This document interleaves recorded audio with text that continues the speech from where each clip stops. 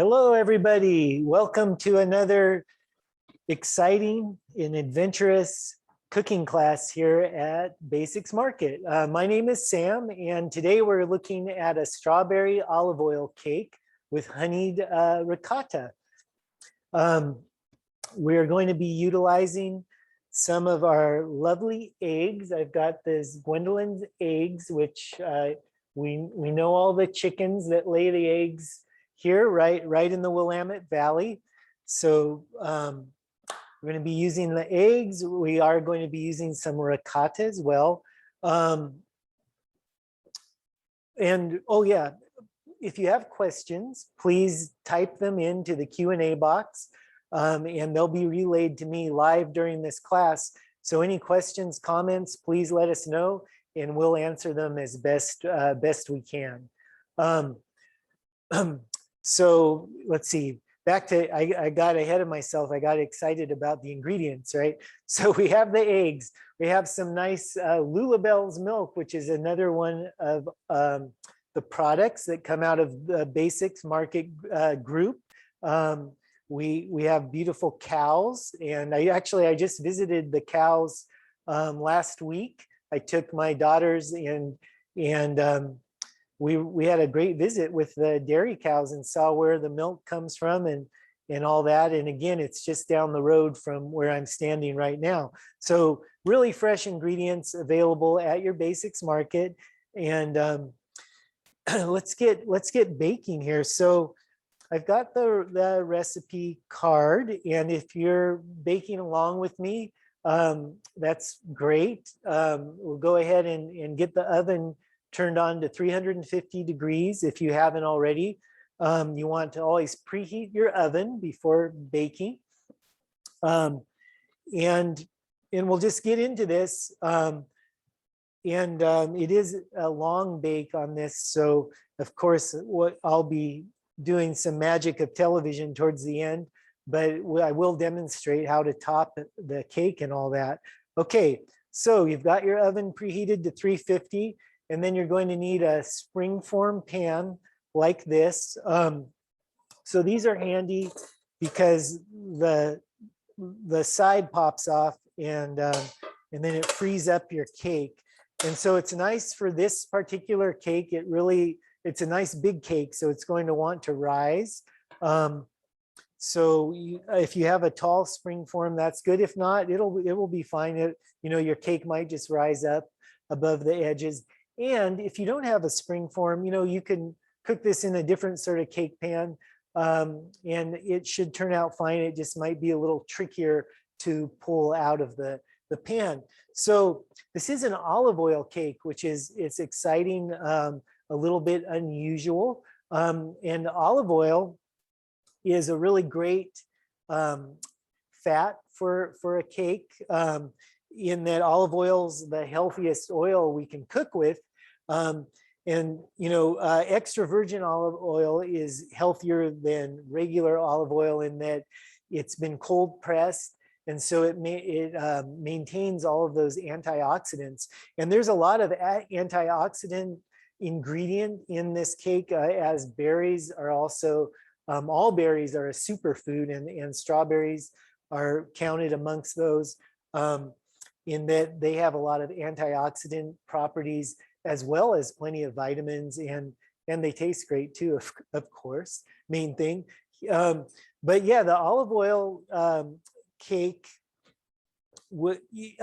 has these healthy ingredients going on, so we can feel really good about eating a giant cake, which we're going to produce here.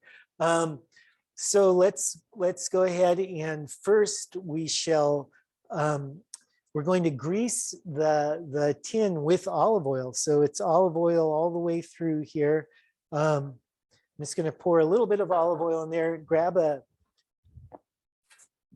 paper towel. So as always, that's the thing I forgot. It's just like where you want to leave a mistake into your weaving or whatever, so you don't disgruntle the gods. That's how I am with this cooking show. I always want to leave something out, and I'm usually really good at it. So hopefully it was just this paper towel.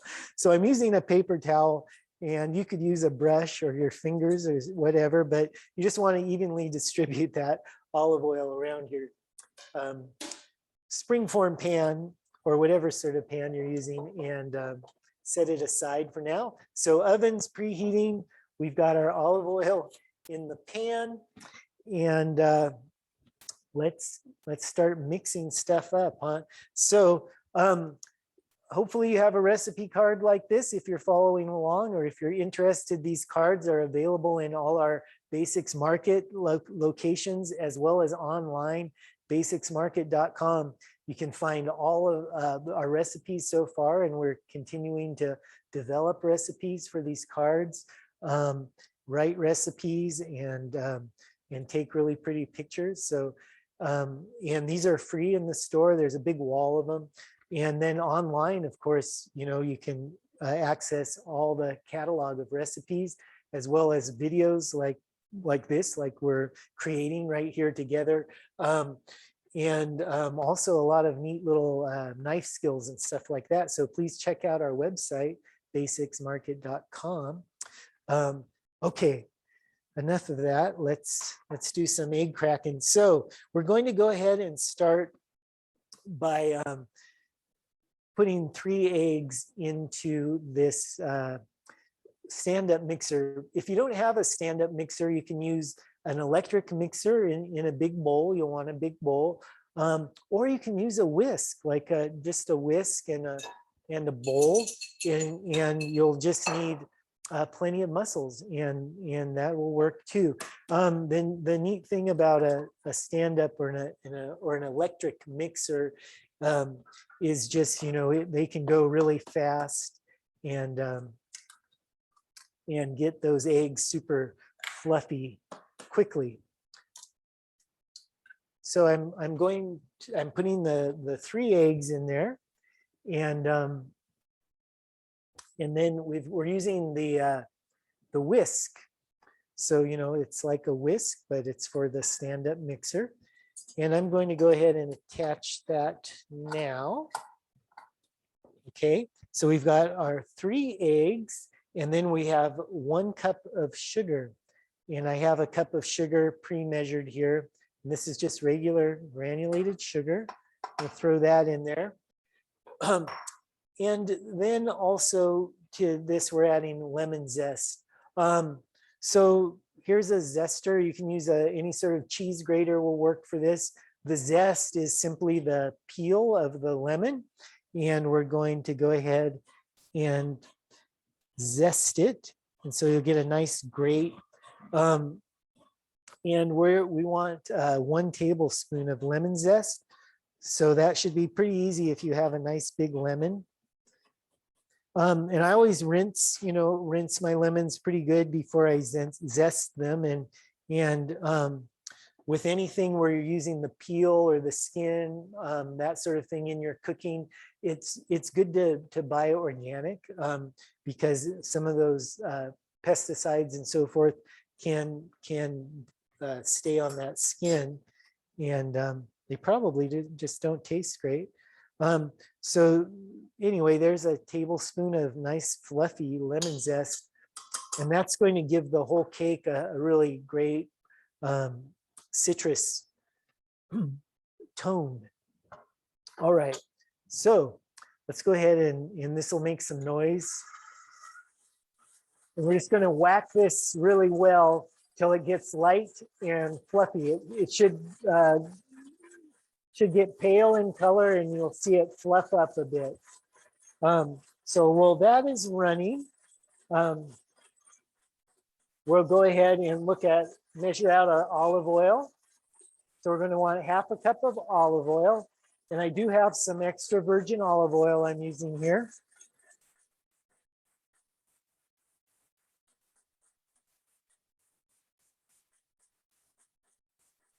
There we go, 1/2 cup.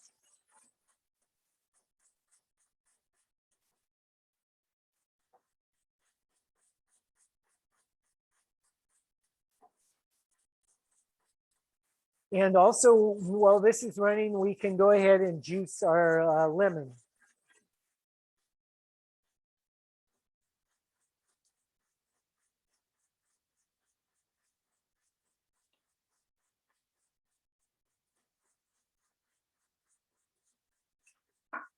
So we're looking for 2 tablespoons of lemon juice.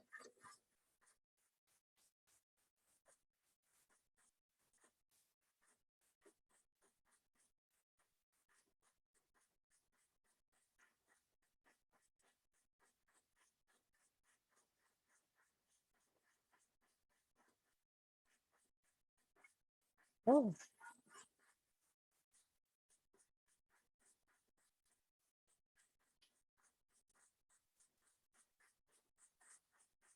all right, I think that'll do. We've got a really nice, light and fluffy, and uh, the sugar is all incorporated there. Got our lemon zest in there.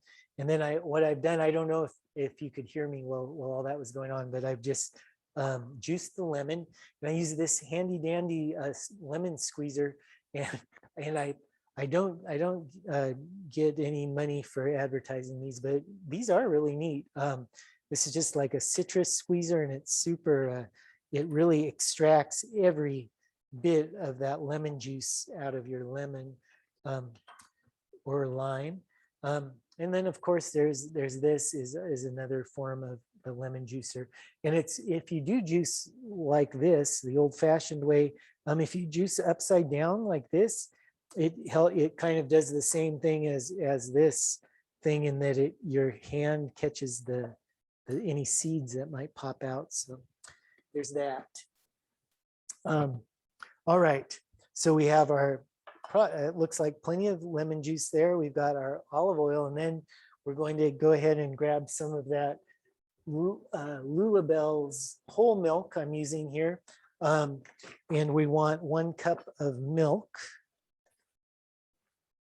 So first I'm going to go ahead and drizzle in the olive oil, and then we'll do the milk and the lemon juice. So go ahead and get this noisy thing going again. And then you just want to put your olive oil in at a slow drizzle. And you're just kind of like when you're making a salad dressing, something like that, you're homogenizing here a little bit, and you just want to really get that nicely incorporated. And crank it up, and then it almost starts to look like taffy.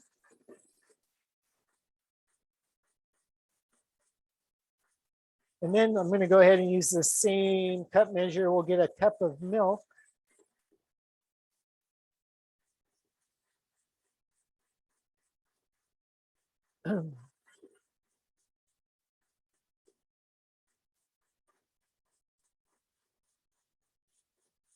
And I'll reduce this a bit. The speed, I'm going to take it down to slower speed, add the cup of milk.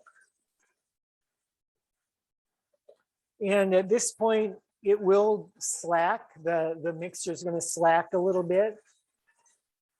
And then we'll add 2 tablespoons of lemon juice. So you can see I got plenty of juice out of that half a lemon. So you can be thinking half a lemon or so for your juice.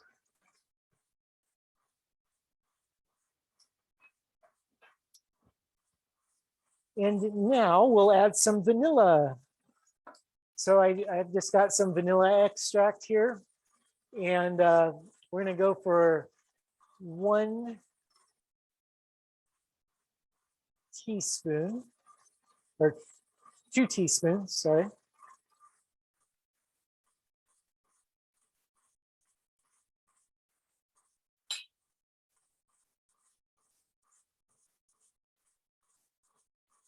There's 2 teaspoons of vanilla.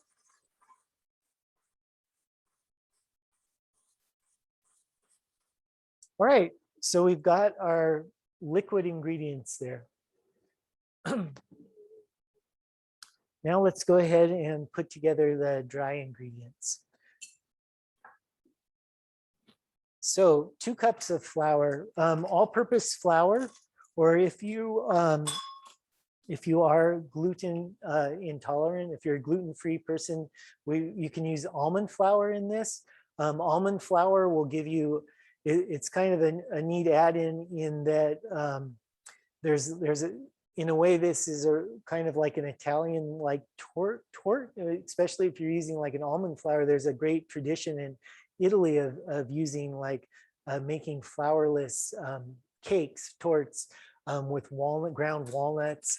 And there's the famous chocolate torte there that has no flour. But yeah, an almond would give you a real torte-like cake. And then I'm going to experiment tonight with gluten-free flour, just the one-to-one baking cake I'm baking tonight. I'm going to share with my daughter, who is gluten intolerant. So this is, I haven't used this one-to-one with this recipe yet, so I'm looking forward to seeing how it turns out. It should work great. This generally the Bob's one-to-one works really well with all the recipes. And then otherwise, just like I would recommend the Bob's Red Mill all-purpose flour are a good local flour here in Portland. Stone ground, which does seem to produce just a superior flour. Okay, so we have 2 cups of flour, whichever type you're choosing to use.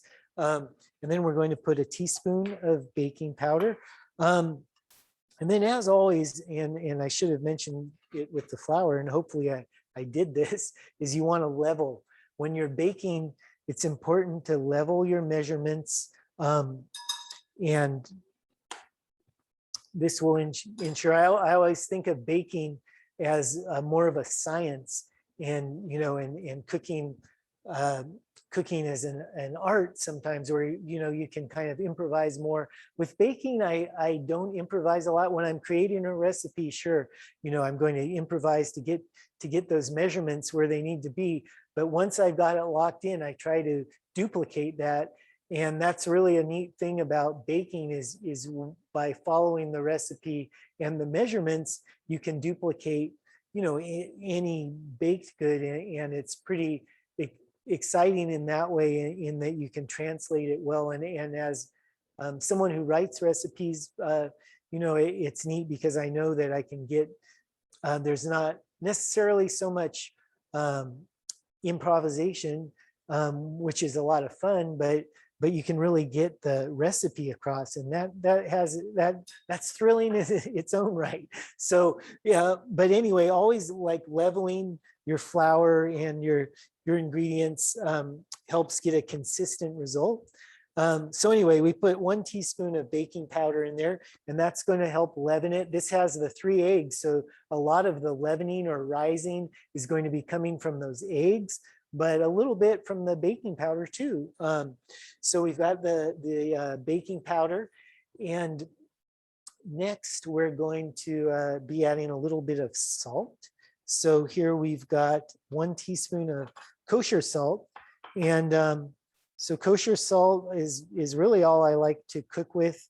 You have a lot of control with the kosher salt, and it molecularly, it breaks down a lot easier than, say, table salt, and you won't get as much sodium into your cooking. You'll get a more even distribution. And kosher salt is simply a salt they bake it, so it changes the structure of it, and it opens up the structure of the salt so that it dissolves quicker. And so that's pretty cool. And that's why I feel the best salt to use in all your cooking, even baking. All right, so we have our dry ingredients mixed, and now we're going to add the dry ingredients to our batter here. We're going to create the batter. So let's go ahead and do that. And so we want to go in pretty slow here. And I am going to use this cup measure as sort of a ladle, if you will. And I'm going to ladle the dry into the wet.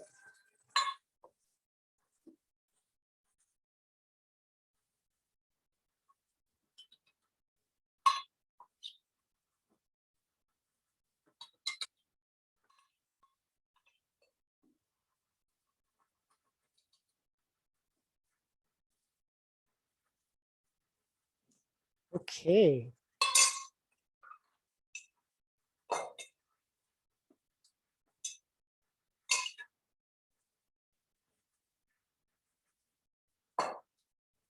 So I'm just going to speed it up for a second, and that'll kind of wax it around, getting anything that's around the edges.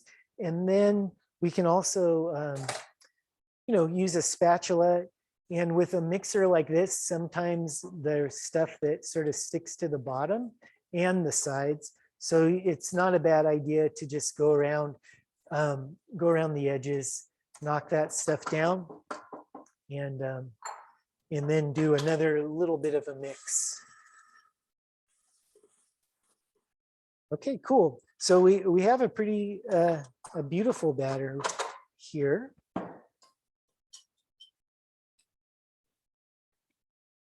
All right. So now we're going to go ahead and put the strawberries in, and we're going to do that right into the tin.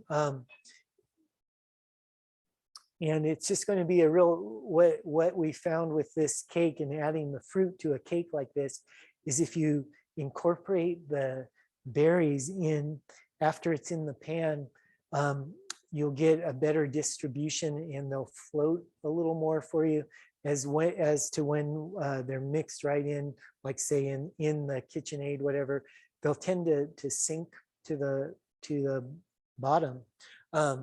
So let's go ahead and put the batter in. And so this is that olive oiled springform pan. And it says 10-inch springform, and I've done this in a 9-inch. It works fine. And again, whatever you've got will work out for you, I'm sure. Okay. So now we get to the good stuff, right? The strawberries. Strawberries are still really great, and in fact, they're super good. I did eat a couple as I was preparing this, and super sweet and tasty. We've got some real beauties here, you can see. And I grew some strawberries this year in my garden, and I had a crop in the spring and then like a little secondary crop just recently. So that was kind of exciting. And of course, in Oregon here, we have the wonderful Mount Hood strawberries. Strawberries were originally a wild thing that we gather, and then they were domesticated, and the strawberries we have today are a blend of a European and a North American varieties that were put together in Europe, and then and now we have strawberry fever. Everybody loves strawberries. Now, and then these things I discovered something neat about. I mean, strawberries are actually not a berry, apparently, because of the way their seeds are. And the seeds here are not really seeds. What are visible on the outside of the strawberry are its ovaries, and the seed is inside that ovary. And so it's what kind of separates it from a proper berry. Okay, so the strawberry has the hull, right? And this is also called a calyx, and that's where the stem end is the simplest way to put it. And so you always want to rinse your strawberries off, and you can pat them dry or let them air dry a little bit before you work with them. And then you need a small knife is really nice for working with strawberries. And this is a paring knife. And I'm just going to go ahead and go around that stem, and then that's what's called hulling the strawberry, and we've taken out that little stem. Now you can save these stems, like you're using a lot of strawberries for this recipe, you'll use at least like one of those big clamshells is probably a good estimate of how many strawberries you'll need for this. But you'll get a lot of these holes, and you can actually save this, and you could make strawberry vinegar is one thing. You just put some vinegar, whatever kind of vinegar you like. Apple cider vinegar would be good. And you just cover your strawberry holes, your stems, with the vinegar and let it sit overnight, and you'll have a nice strawberry vinegar. Or you can make a strawberry syrup with these as well, adding sugar and letting them macerate, and then grind them up a little bit. Anyway, so you can use all of the strawberry. I've cut most of this first cup of strawberries. You're going to be using 1 cup for in the cake and then 2 cups for on top. So I would like to demonstrate a couple strawberries though. And so with the paring knife, we're going to go ahead and just slice thin slices, because what we're doing is 1/4 inch dice. So I've got the slice, and then I'm going to slice it the other way. And this is, this is kind of like building dollhouse furniture or something. It's working in miniature, but just want to really get those nice, the smaller the dice here, the more even distribution we're going to get. And you just want to watch out for the strawberries sliding around, and you don't want to get your finger caught in there. So as usual, I will move very slowly and carefully. And that's my excuse. And a lot of times when I have like a ton of strawberries to hull, I might just knock off the end like this. And especially if you're utilizing them for something else, you don't lose a whole lot that way. A whole lot. See? I had a question. Yes. Yeah, we have a question. One of our viewers is interested in strawberry vinegar and wants to know and give any examples of how to use the strawberry. Oh yeah, sure. A strawberry vinegar, well, you could use it in a salad dressing and just give a really nice, like little hint of strawberry in a salad dressing. You could make like a vinegar drink, are kind of trendy, right? There's been some vinegar drinks come out in the last couple years commercially, but a shrub is a vinegar concoction that utilizes flavored vinegars. And it's a shrub is a really nice summer drink you could look into. But there's a couple ways. You could also like glaze some meat or fish with it, would be pretty interesting. You could put it in, use a touch like in a salsa, something like that, just to give a cool note of berry essence. And it will be a pretty color too. So there's that. And those are some ways to utilize it. All right, so let's go ahead and fold this stuff in. So for folding, I'm going to use this good old spatula here, and we're going to be real gentle.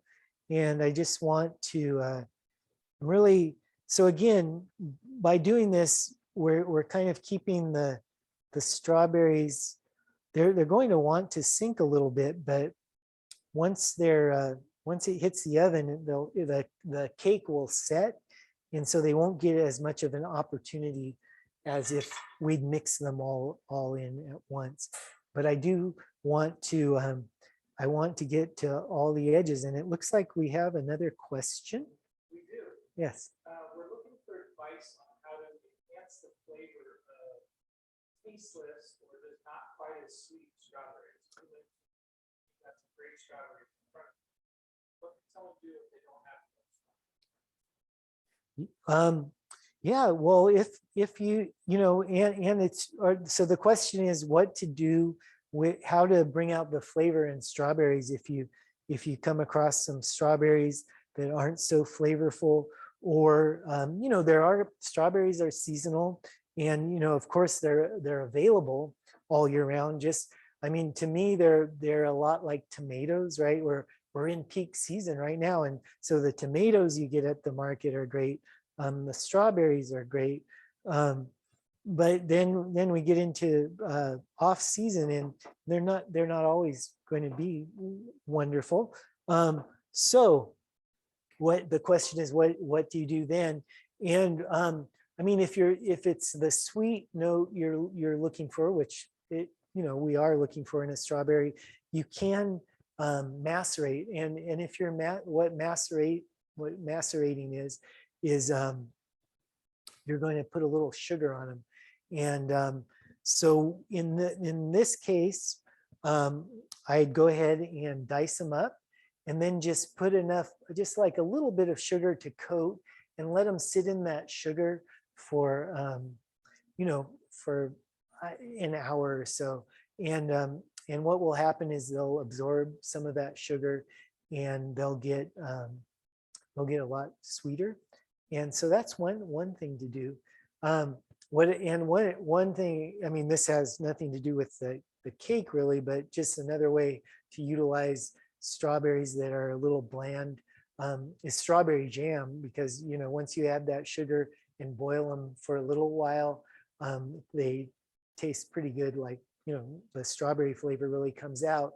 And just a simple jam recipe: 4 cups of fruit, strawberries chopped up, and 1 cup of sugar. And that's always a good ratio for just the classic jam. And that's all you need. There's enough pectin in these strawberries that it will set after, if you just, simmer it for a little bit, 20 minutes, 30 minutes, something like that. Stir it once in a while, take the foam off the top, and you've got really delicious jam. But in this case, we're making a cake, right? So you can see that those strawberries are nicely distributed there. And I think I got them into all the corners, all the nooks and crannies. You just want to make sure everyone who has a piece of this cake gets a little bit of strawberries.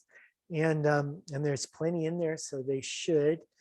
And now this is a really fun step. We're going to add some sparkling sugar.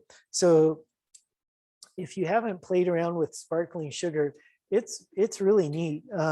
It's beautiful, and it adds a dimension on a baked good, just a really neat like crunch, just a cool like crystal effect.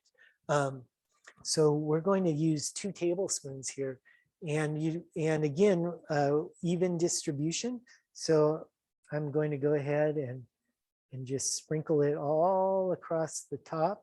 And what this will do is it's going to form a little bit of a sugar crust. And it'll have a great like textural and a little and flavor. It adds another bit of sweetness to the cake. All right, so there it is. And now we have our 350-degree oven, and I'm going to pop that cake into the oven for 50 minutes. And this cake can tend, because of the moisture of the strawberries, it can go beyond 50 minutes. I've baked this cake up for up to an hour. And you just want, when you pull a cake or really any baked good out, you can test it by poking either your paring knife into it and see if the batter is still wet. Then you need a few more minutes. And at that point, I'll usually go at 5-minute increments until it comes out clean. You can use a toothpick as well as a classic way, or a wooden skewer works well. But if you still have your paring knife available, just use that. It looks like we have another question. Yes, we do. Would turbinado sugar produce the same kind of effect on top of the batter? The question is would turbinado sugar create the same effect on top of the batter? And I would say yes. I think you could get a real similar effect with turbinado sugar, and turbinado sugar is neat. It's an unrefined sugar. It has its own special flavor properties, and it's less purified. It's like more unprocessed. So it would be a neat way to go. Yeah, I think that's definitely worth a try. Okay, I'm gonna throw the pop and gently place this in the oven. I won't be throwing it. And voila,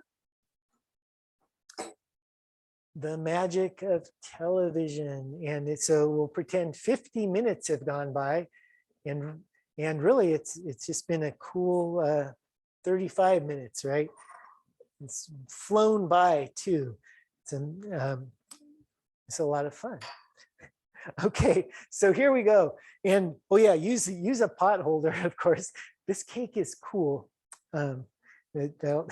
So always use a pot holder to take hot things out of the oven. But yeah, this has been cooled for a while. So again, here's the neat thing about the spring form. Ta-da! And then there's the cake. And and then we can go ahead and we'll put this on our serving platter, which I have here. And I'm going to grab a clean spatula. You could use if you have a nice, whatever your widest sort of spatula is, I would recommend to get the cake off your form here.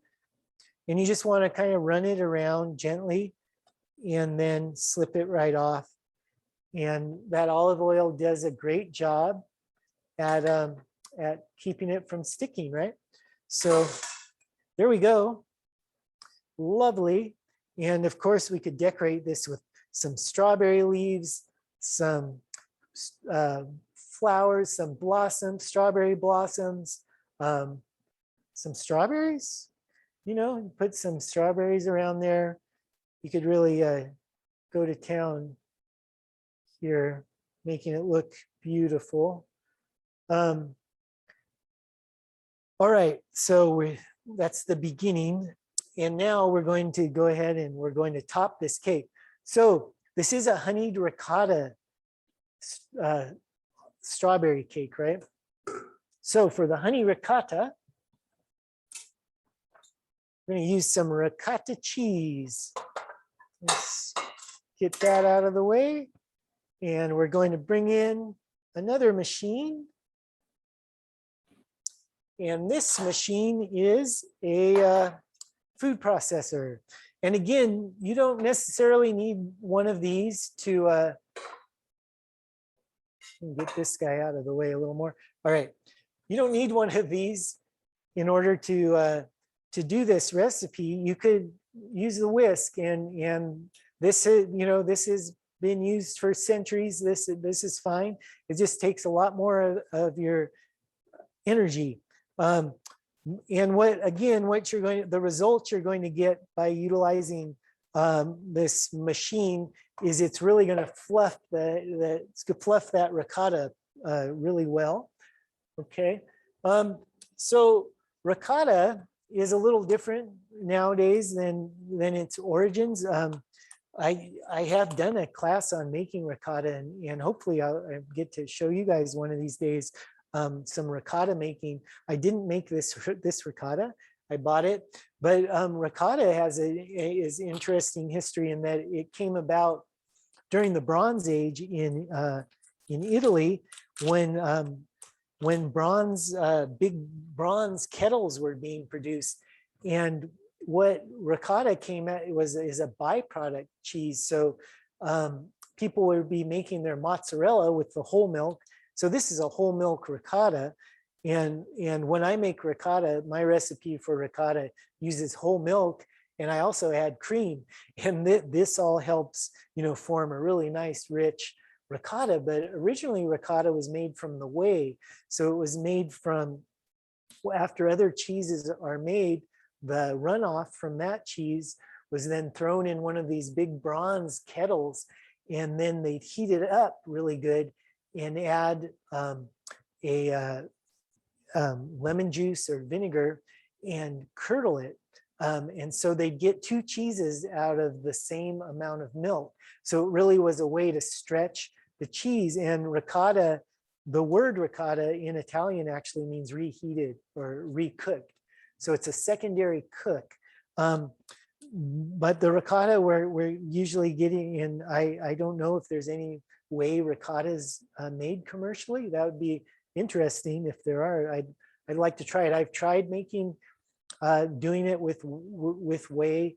I just haven't had, I think, a strong enough whey. When I've made mozzarella and then tried using the whey to make ricotta, and so far I haven't had success personally, but I've had a lot of success making ricotta with the whole milk and cream, and I just add lemon juice to that stuff, and you get your ricotta cheese.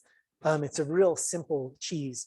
Anyway, so this is a 15-ounce container of ricotta, and that's approximately 2 cups.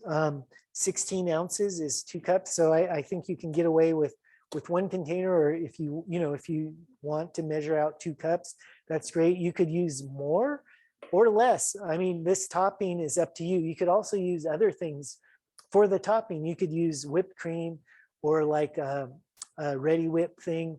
Knock your socks off on the topping, but the ricotta is really nice. And again, it's kind of speaking to the olive oil and kind of like this real kind of an Italian feel to this, a Mediterranean feel.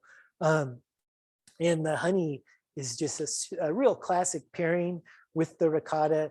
Again, just going back into that history of ricotta, honey, and the Mediterranean, and where some of this stuff originated, right? So that's really exciting. Okay, so for the topping, let's look at the strawberries before we whip up the ricotta, and I'll just finish slicing. So while your cake is baking, you've got plenty of time to slice 2 cups of strawberries, right? So I've got a 2-cup measure. I've done most of it, but again, I'm going to do a couple just to demonstrate that hulling, and then I'm just going to slice thinly across. And again, another way to hull is kind of go from the side angle, through kind of in a little bit of a curve, so we don't lose too much of the strawberry itself. And that's a good way to hull. Again, if you're just doing tons of strawberries, it tends to go a little quicker for me anyway. But you always, of course, can do this hulling method, and that will save you the most strawberry with the stem. Okay, so we have a good 2 cups of strawberries there. And then we've got the honey for our honeyed ricotta, and we have some vanilla that's going in here too. Okay, so we're going to go ahead and put all these things in here, not the strawberries, but the honey and the vanilla, and with the ricotta, and just whack it around a bit. So let's do 2 tablespoons of honey. Boy, I had this thing set upside down so this wouldn't happen, and then I turned it over for some reason.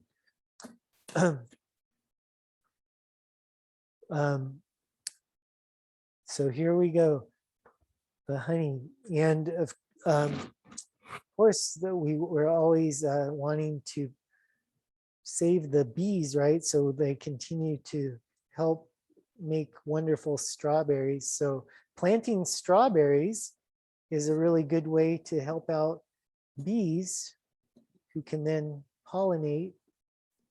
And bees are so important for all our agriculture, and honey, of course.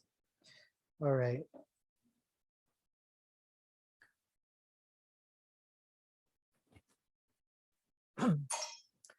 Two tablespoons of honey, and then 1 teaspoon of vanilla.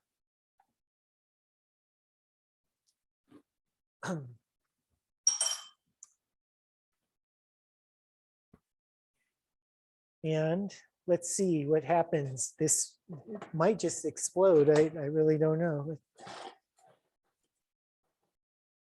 All right, so let's give that a good roll around in there. And what you're looking for here is just for it to get nice and smooth. And this will give you a good spreadability.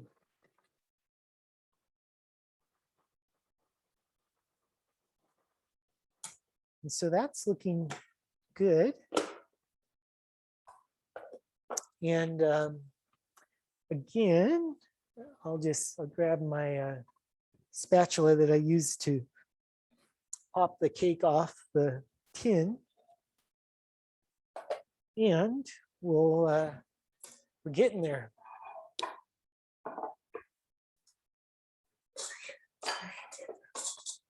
Okay. So now we're just going to spread this ricotta mixture onto the cake. And since this is a fancy cooking show, I'm going to go ahead and put the ricotta cream, we could almost call it at this point, into a bowl, because it will just look nicer, won't it, I think. But you could go right out of your mixer bowl here, and that would be okay too. And you could do this if you have like the electric hand mixer, you could do this with that electric hand mixer would work all right. And it looks like we have a question. How long will that ricotta mixture? This ricotta mixture should keep, as I would think, for just about as long as you'd want to have the ricotta in the refrigerator after you've opened it, which is about a week. I mean, I would say, I don't know that it would last that long because it's so delicious, but I'd give it, I'd say you'd want to eat it within a week. And the question was, how long will the ricotta mixture last, by the way? All right, so let's go ahead and spread this on.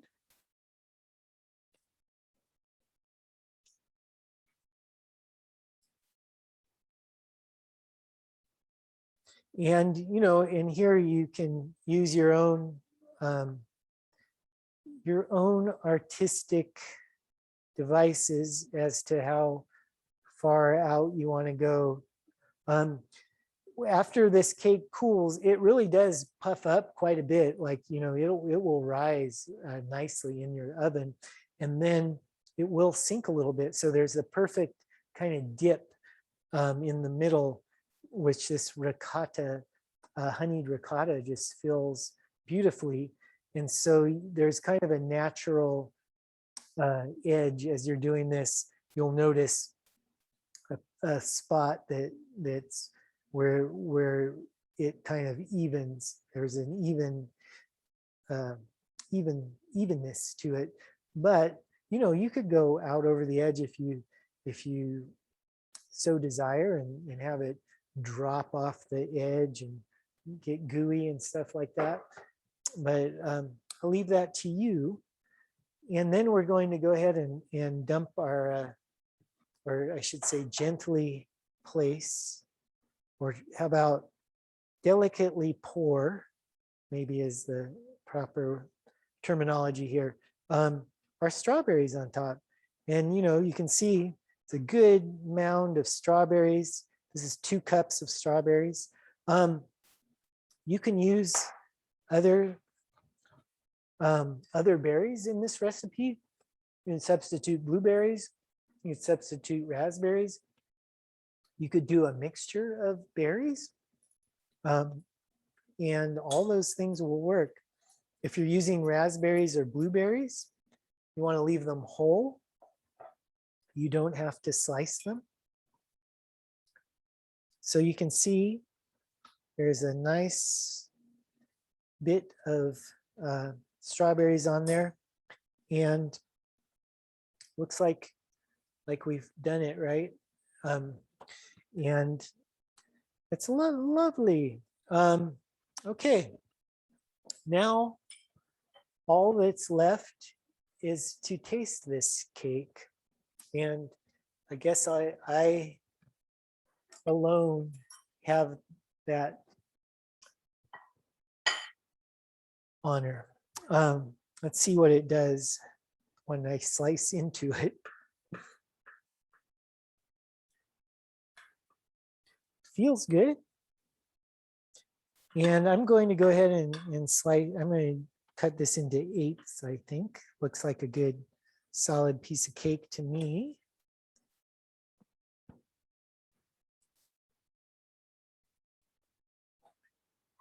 All right, so there we have it. A beautiful honeyed ricotta strawberry olive oil cake. Let's go ahead and have a bite.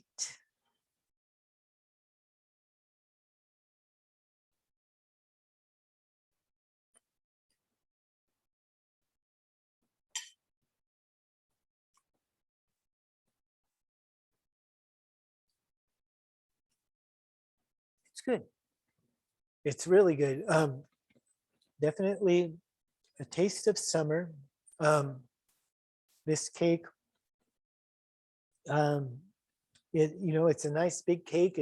It'll be good for any of your summer meals, or as a delicious snack, or with tea or something like that. A really delicious cake. Please do try this if you're not doing that so at this moment. And I think I do have a couple things to say, I guess. As always, I'd like to invite everybody back to more classes. Next week, we're going to be doing some kofta kebabs. So some nice classic kind of Lebanese style kebabs for your grill. Speaking of summer meals, you can do your kofta kebabs and then make this cake, and that would be a beautiful meal. Then we're having a nutrition class the following Monday, Eating the Rainbow. And there's going to be some really colorful food coming your way with that one. And then we're going to do revisit the bao class, which is the steamed pork buns. And that's one of my favorite things to make. And then another cake after that on Wednesday, the 22nd of December, we'll be visiting a cardamom pound cake and looking at some various toppings to put on that. Great for as we roll into fall and autumn, looking at some nice recipes to get into those months. Thank you so much for joining me today. Please visit our markets for your ingredients. We have 4 locations: Sandy Boulevard in Northeast Portland. We have a store in Hillsdale on Capitol Highway. We have a store downtown Portland on Lovejoy and 13th Avenue. And then we have a meat market in Canyon Road. And as I mentioned before, we have a lot of our own agriculture. We're raising chickens for eggs. We're producing beef. So come and talk to our butchers if you're into the meat stuff, and visit the meat market. It's really neat. Come to all the locations for great fresh ingredients. And right now, delicious tasting strawberries. Thank you so much for joining me. I hope you have a lovely rest of your evening and week, and I'll catch you next week. My name again is Sam, and happy cooking.